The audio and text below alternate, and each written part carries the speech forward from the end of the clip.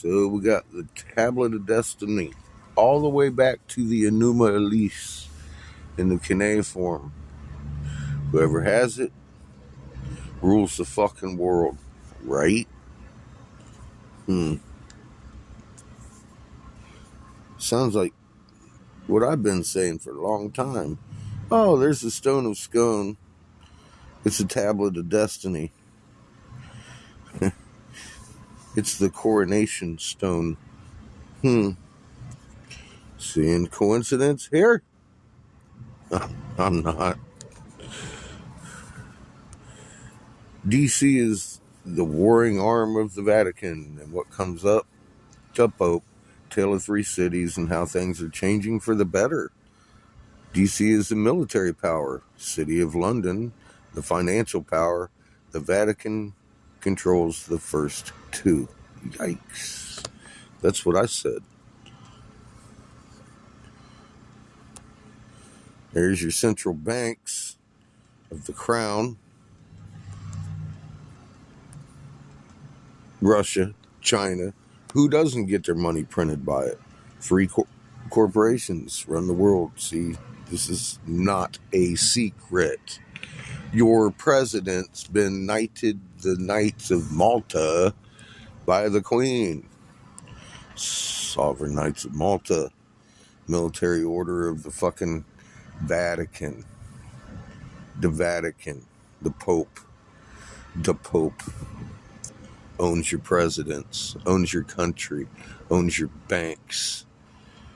1871, it was established. We had lost the Civil War because they had been trying to establish it for a while. We didn't like it. We lost the war. It wasn't over fucking slavery. It was over finance and fucking contracting to the very entities we had fought to get the fuck rid of. The Crown and Vatican, specifically. They illegalized hemp because the warring arm tried in many test groups to tell the truth about establishing central banks and nations that didn't want them with the blood of your children, and it didn't go over well in test groups. So they patriotized murder for oil and made hemp illegal. That was my driving force in fucking going ahead and writing a book to Congress and the senators and fucking forcing federal legislation on hemp. Davis Hemp Bill, 42-2. I did a pretty good job convincing them. Now you can use your CBDs. We should be using it in our gas tanks, but everybody thinks green fuel fucks up my car. Not hemp fuel. Hemp fuel lubricates the shit. Gives you better gas mileage.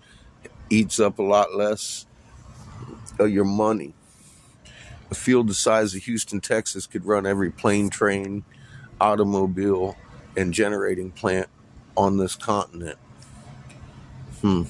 80 cents a gallon-ish. As you're burning it, you're putting off less carbon than the plant sucks out of the air to make the fuel. So you're actually cleaning the environment as you run your car. So you tell me what the fuck is going on. I'll tell you what the fuck is going on. I told Senator Jim Davis, the guy I worked for, that our moon was doing cartwheels because our polar vortex had been grabbed by a clockwise rotation, and motherfucking damn if we ain't on our side. He said, yes, you're right. Would you like a bunker for you and your son? I said, no, thank you very much. You do realize these people are going to hang you when they find out that you didn't warn them, but you knew this was coming. Not one nation on this planet built a bunker in fear of World War III.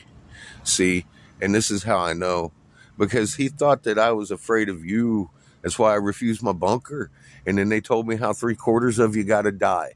This is a Republican Senator Jim Davis, North Carolina, informed me of all these things I've been accurate about over the years that everybody said, oh, you're crazy. And then all of a sudden it happens exactly the day and exactly the way I said it would, because I was told.